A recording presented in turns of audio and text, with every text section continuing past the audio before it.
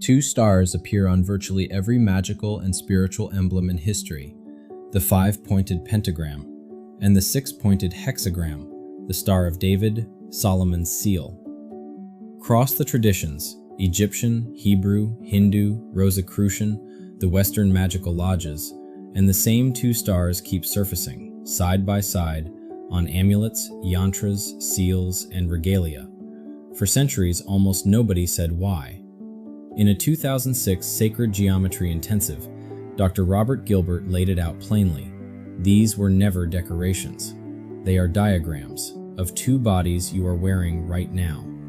One of them has been worn as protection on amulets from Egypt to India, and together they form the blueprint of the word the mystics guarded most closely, the Merkaba.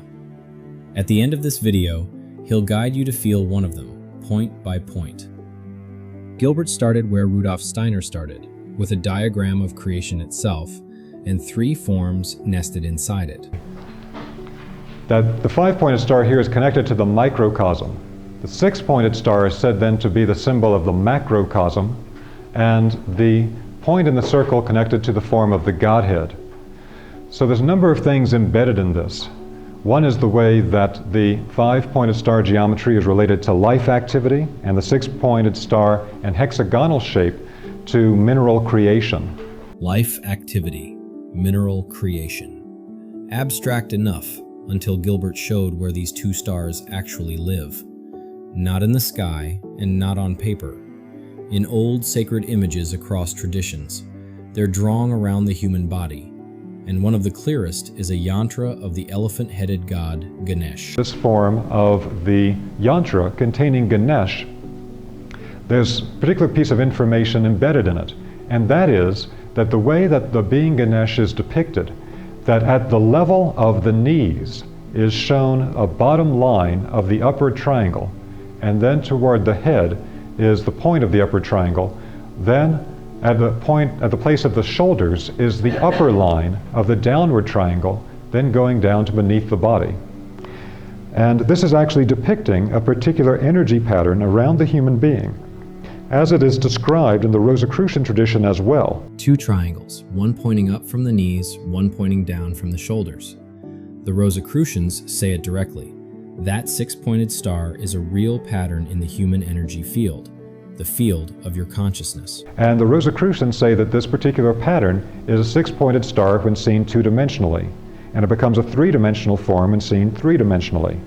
This is the pattern that has become popularized in recent times as the star tetrahedron. It is actually a form of the human astral body, and it exists in energetic space around the human being, so that the triangles actually then become tetrahedrons. The star tetrahedron, the form you've seen on 1,000 Merkaba pendants, is, in the older teaching, simply your astral body seen in three dimensions.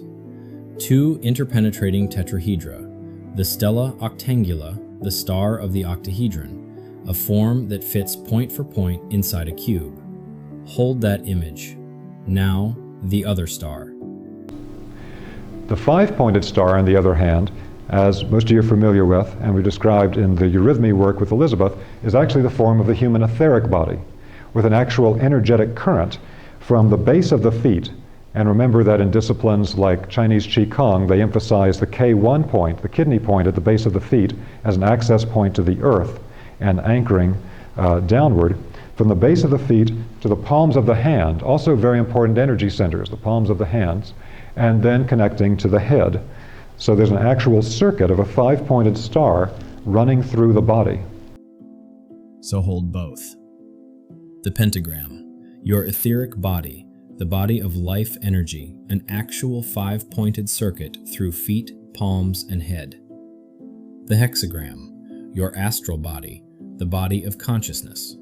The Egyptians had names for these. The life body was the Ka, the consciousness body was the Ba, and the force that activates them both they called Mer, love. Say the three together and you get the word for the completed vehicle of the soul. Mer, Ka, Ba. The two stars on every emblem are its blueprint.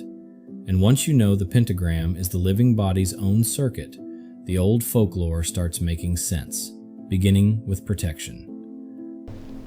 And in the Greek Christian Hermetic tradition, there are particular practices that one does in creating a large five-pointed star over one's body as a protective device. In fact, many traditions work with the five-pointed star as a protective device. If you ask Ibrahim Karim, as a Muslim working in the Egyptian tradition about the five-pointed star, he will say that the quality of the number 5 contained in the pentagram is the quality of protection.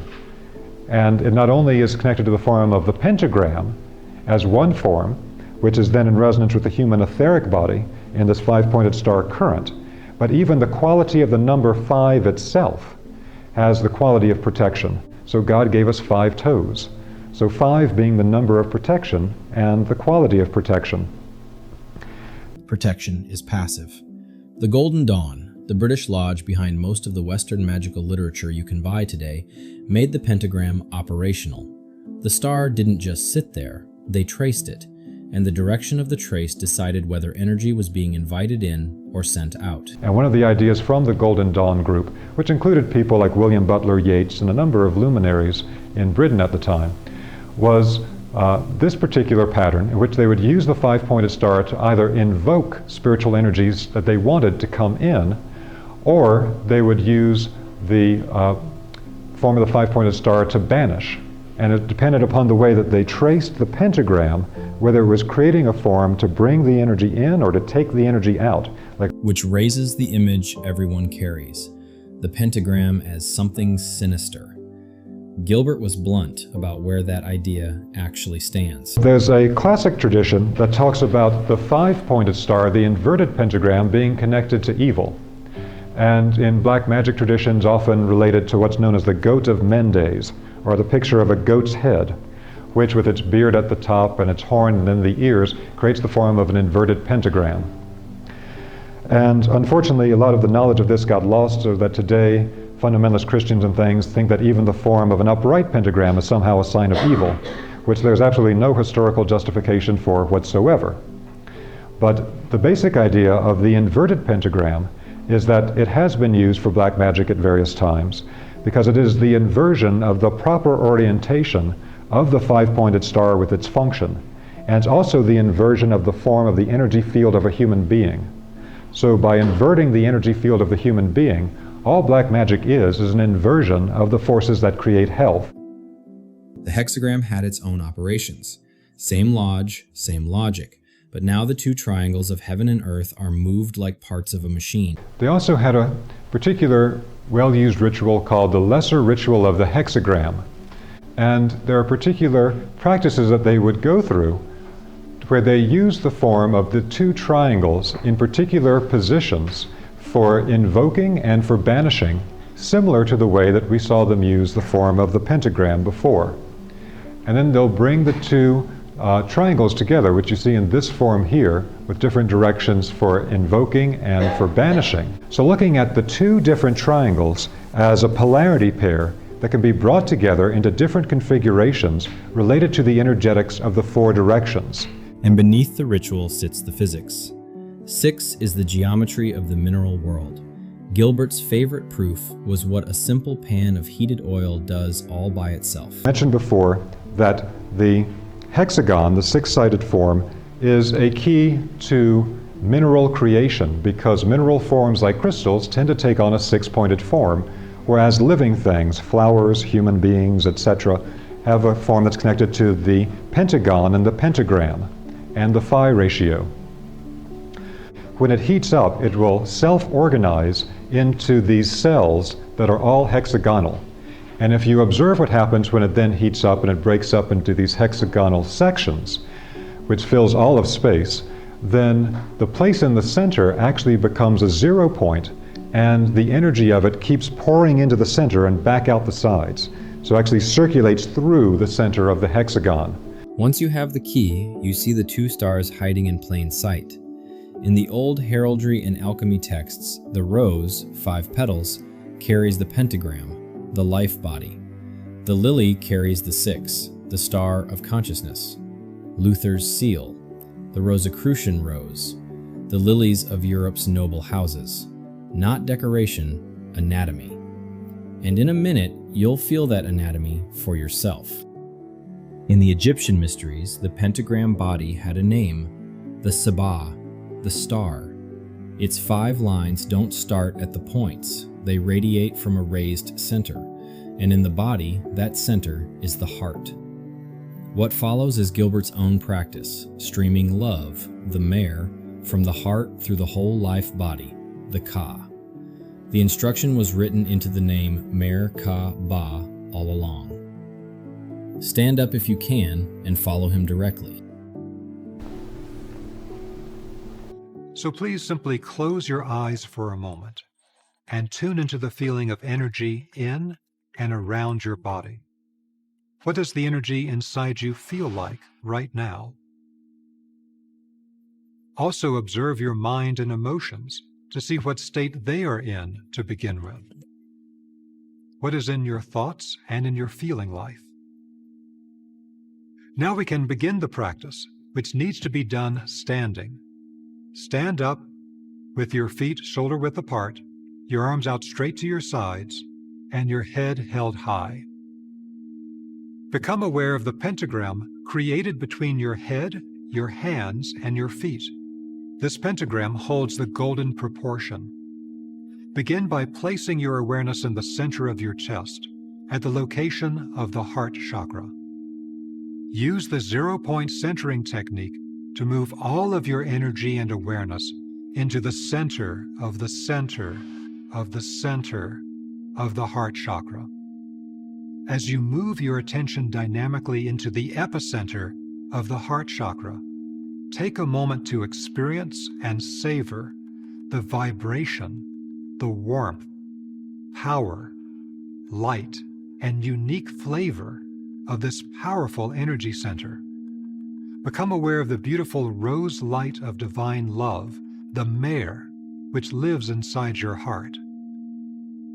As you move your energy and awareness deeper into the core of the heart chakra, you touch its divine plane center. Now allow the energy activated from the divine center of your heart chakra to radiate straight upwards, straight up the middle pillar of the body, to stream into your head to the crown chakra. Experience the warmth of the rose light of the heart, warming your thoughts, transforming your consciousness. Feel the rose light relaxing and releasing any tension in your head. Feel the rose light illuminating and clearing any blocked areas in your head or in your consciousness, bringing divine light to dark places. Feel the divine love, the mare, healing your thoughts and your consciousness. Feel the warmth of the rose light of the heart. Activate the opening of the crown to the divine energies streaming down into it from above. This is the flow of heavenly Qi in the Chinese Taoist tradition and the streaming in of the Holy Spirit in Christianity. Continue streaming rose light from your heart to your head, and now release streams of rose light from the heart down your arms to your 2 hands.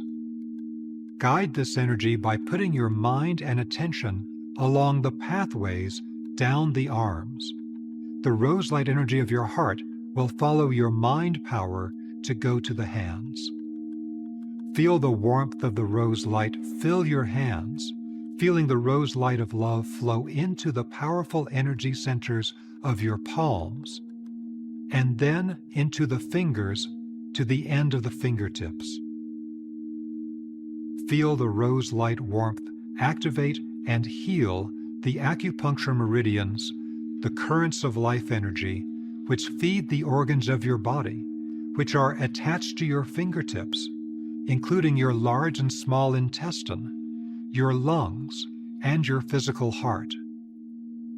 Feel how your heart activates your hands as receptors of light and energy, experiencing what was expressed in ancient Egypt in the receptive form of the hands in the Ka hieroglyph. Continue streaming the rose light from your heart into your head and into your hands. Now release streams of rose light down your body, down your legs, into your 2 feet.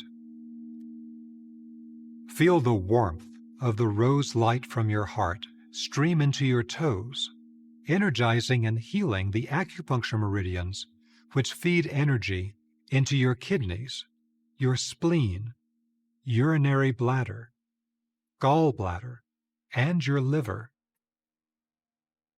Now close your eyes if they are not closed already, and feel inside of you the complete 5-pointed spa, the star of ancient Egypt, streaming love, the mare, from your heart into the 5 outer points of your body, and into your entire etheric body, the Ka.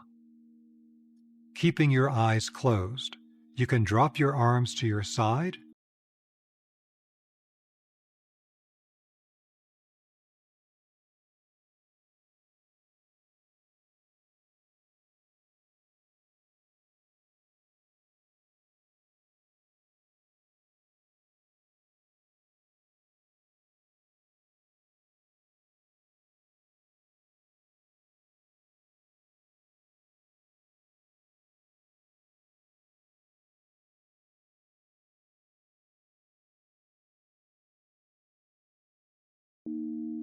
Two stars, 2 bodies.